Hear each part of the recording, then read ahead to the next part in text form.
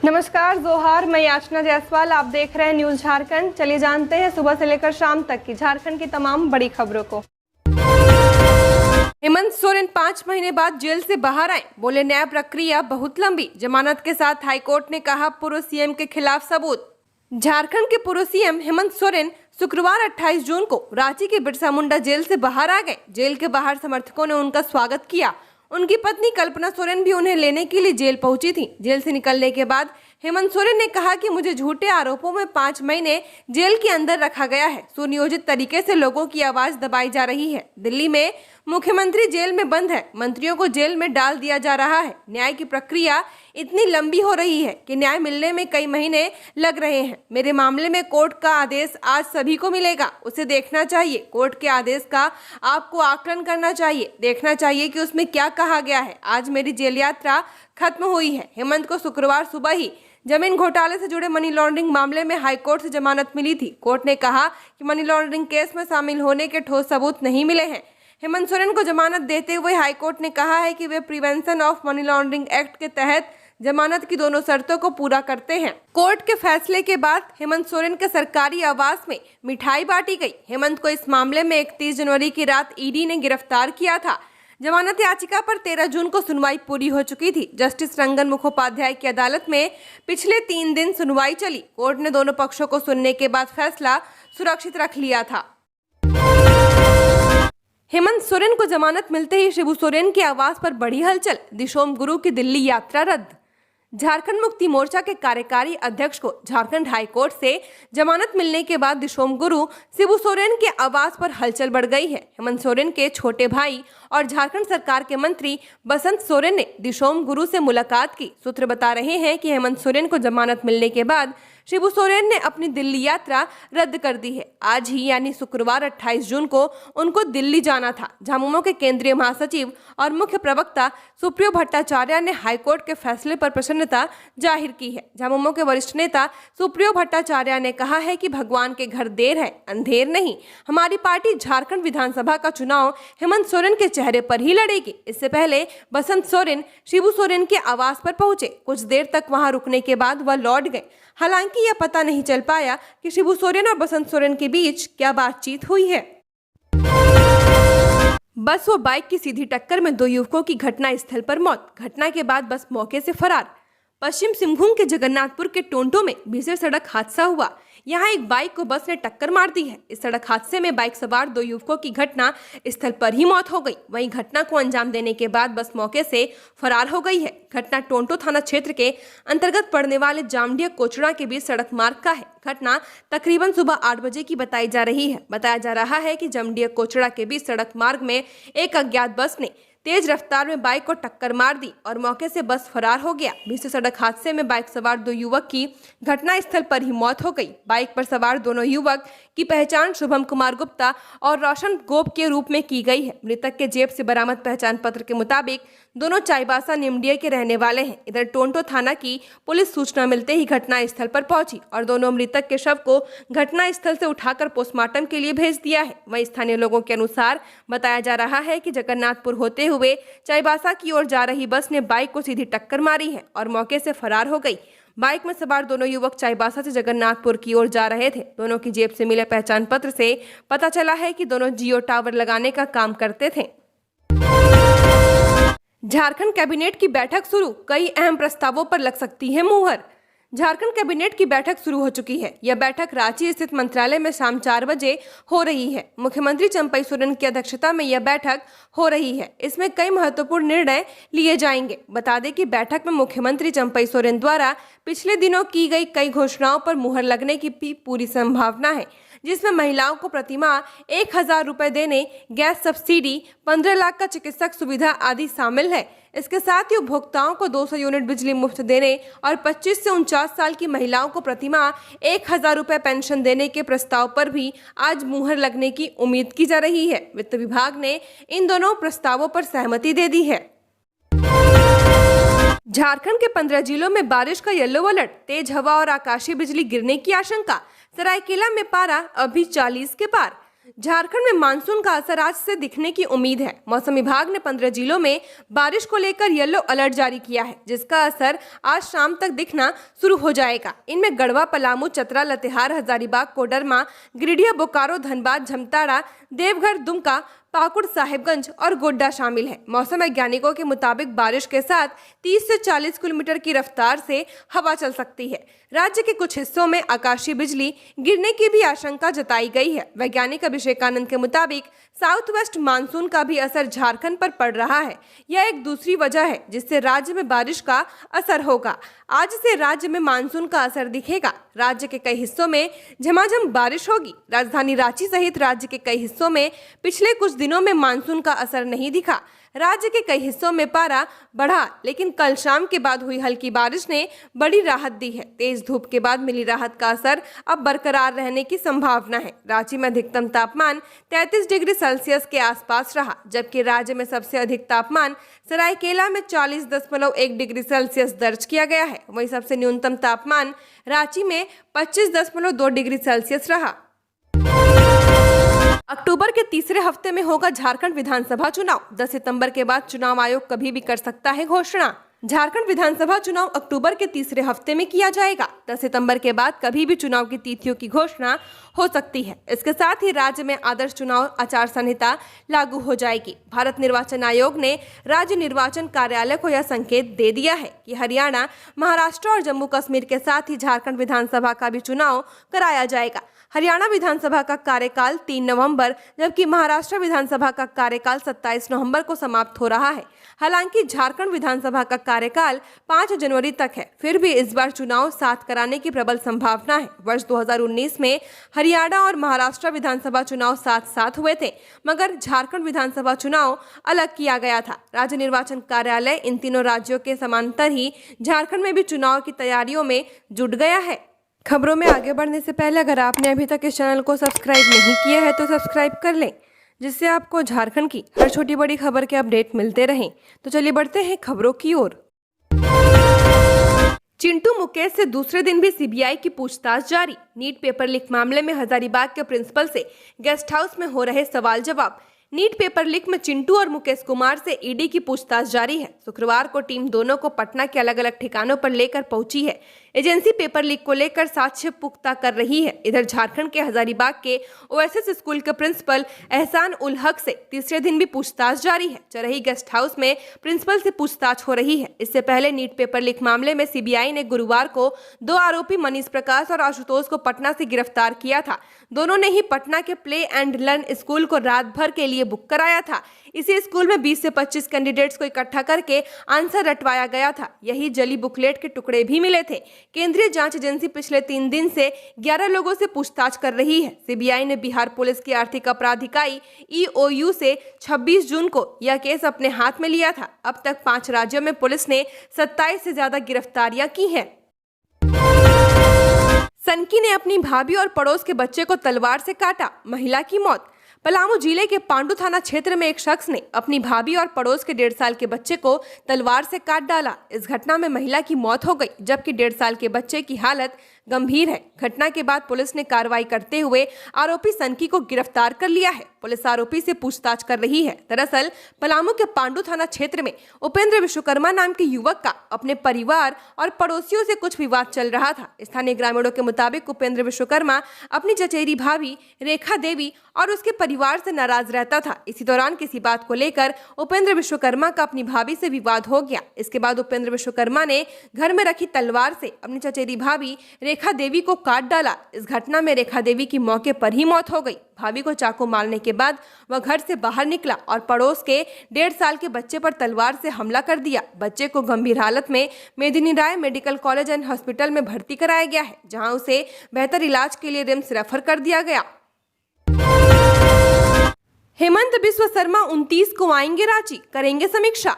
लोकसभा चुनाव में 5 जनजातीय सीटों पर हार की समीक्षा प्रदेश चुनाव सह प्रभारी हेमंत बिस्वा शर्मा शनिवार को करेंगे। शनिवार को असम के मुख्यमंत्री व झारखंड में विधानसभा चुनाव के सह प्रभारी हेमंत बिस्वा शर्मा का दूसरा दौरा प्रस्तावित है। वह राज्य के 5 जनजातीय आरक्षित सीटों पर भाजपा प्रत्याशी रहे नेताओं व प्रदेश के वरिष्ठ नेताओं के साथ बैठक करेंगे। मध्य प्रदेश के फॉर्मूले पर पार्टी चुनाव में उतर रही है। इसी रणनीति के तहत जुलाई महीने में विधानसभा के उम्मीदवारों की पहली लिस्ट घोषित की जा सकती है। 15 लाख रुपए तक का मुफ्त इलाज कराएगी झारखंड गवर्नमेंट। विधानसभा चुनाव से पहले चंपई सोरेन का मास्टर स्ट्रोक। मुख्यमंत्री चंपई सोरेन के निर्देश पर आयुष्मान कार्ड से वंचित मरीजों के इलाज के लिए शुरू होने वाली नई योजना का नाम अबुआ स्वास्थ्य योजना होगा। मुख्यमंत्री के निर्देश पर स्वास्थ्य विभाग इस योजना का प्रस्ताव को तैयार करने में जुट गया है। इस योजना की जिम्मेदारी झारखंड आरोग्य सोसाइटी को दी गई है। इस नई योजना के तहत आयुष्मान कार्ड से वंचित मरीजों का 15 लाख रुपए तक का मुफ्त इलाज चिन्हित अस्पतालों में किया जाएगा। मिली जानकारी के अनुसार यह योजना आयुष्मान भारत योजना तथा मुख्यमंत्री गंभीर बीमारी चिकित्सक सहायता योजना के साथ साथ चलेगी। हालांकि मुख्यमंत्री गंभीर बीमारी चिकित्सक योजना में चिन्हित 21 बीमारियों को भी इस नई योजना में सम्मिलित किया जाएगा। विभाग द्वारा जो प्रस्ताव तैयार किया जा रहा है उसके तहत आयुष्मान भारत या मुख्यमंत्री गंभीर बीमारी चिकित्सक योजना के लाभुकों को यह छूट मिलेगी कि वह नई योजना में शिफ्ट हो। अबुआ स्वास्थ्य योजना का लाभ उन मरीजों को ही मिलेगा जिनके पास राशन कार्ड है।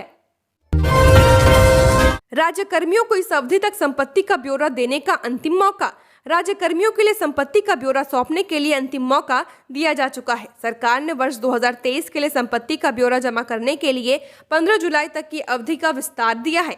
झारखंड सरकार के सभी तरह के राज्य कर्मियों सिर्फ समूह घर को छोड़कर अपनी संपत्ति विवरणी देनी है। इसके लिए SRMM पोर्टल में ऑनलाइन विवरणी जमा करनी होगी। इसके पूर्व 1 जनवरी 2024 से 28 फरवरी 2024 तक समय दिया गया था। बीच में लोकसभा आम चुनाव की वजह से यह मामला लटका रहा। अब अवधि विस्तारित कर दी गई है। इसके बाद सरकार वेबसाइट पर संपत्ति विवरणी समर्पित करने की सुविधा बंद कर देगी। कार्मिक विभाग ने इस संबंध में आदेश जारी कर दिया है। सीआईडी की डीएसपी से रांची में चेन स्नैचिंग, विरोध पर धक्का देकर सड़क पर गिराया। रांची में अपराधियों के हौसले बुलंद होते जा रहे हैं। बेखौफ अपराधियों ने रांची के अपराध अनुसंधान विभाग में पदस्थापित डीएसपी सरिता मुर्मू के गले से सोने की चेन की छिनतई कर ली। अपराधियों ने बुधवार को इस वारदात को अंजाम दिया है। इस संबंध में डीएसपी सरिता मुर्मू ने कोतवाली थाने में प्राथमिकी दर्ज कराई है। डीएसपी ने थाने में बताया कि बुधवार की शाम वह किसी काम से कचहरी चौक गई हुई थी। रात 8:15 पर वह कचहरी चौक के पास पहुंची तो बाइक सवार 2 अपराधी वहां पहुंचे और उनके गले से सोने की चेन छीनकर भाग गए। हालांकि जब डीएसपी ने घटना का विरोध किया तो आरोपियों ने उन्हें धक्का देकर सड़क पर गिरा दिया। इस मामले को लेकर कोतवाली थानेदार रंजीत कुमार सिन्हा ने बताया कि मामले की जांच की जा रही है। पुलिस को अहम सुराग मिले हैं। उन्होंने दावा किया है कि 48 घंटे के अंदर अपराधियों को गिरफ्तार कर लिया जाएगा। पुराने टैक्स रिजीम में बढ़ेगी निवेश सीमा। आगामी पूर्ण बजट में मध्य वर्ग को आयकर से जुड़ी राहत मिल सकती है। सरकार पुरानी कर व्यवस्था में धारा 80C के तहत निवेश की सीमा को बढ़ा सकती है। माना जा रहा है कि इस निवेश सीमा को 1.5 लाख से बढ़ाकर 2.5 लाख रुपए किया जा सकता है। धनबाद में सेंटर पॉइंट जनरल स्टोर में आगलगी से लाखों का सामान जलकर खाक। गुरुवार की देर रात धनबाद के पार्क मार्केट में सेंटर पॉइंट नाम के जनरल स्टोर में अचानक आग लग गई। देखते ही देखते आग ने भयावह रूप ले लिया। स्थानीय लोगों ने आग की लपटें देख मामले की जानकारी अग्निशमन विभाग को दी। सूचना मिलने के बाद अग्निशमन विभाग की टीम मौके पर पहुंची, लेकिन तब तक काफी देर हो चुकी थी। दुकान का सारा सामान जलकर खाक हो चुका था। स्थानीय लोगों ने आग पर काबू पाने का काफी प्रयास किया था, लेकिन कामयाबी नहीं मिली। पीड़ित दुकानदार प्रमोद मित्तल के अनुसार इस आगलगी में लगभग 40 से 50 लाख का नुकसान हुआ है। आग लगने का कारण उन्होंने शॉर्ट सर्किट बताया है। आलमगीर आलम का इस्तीफा अभी मंजूर नहीं। इस माह चंपई मंत्रिमंडल विस्तार की संभावना नहीं।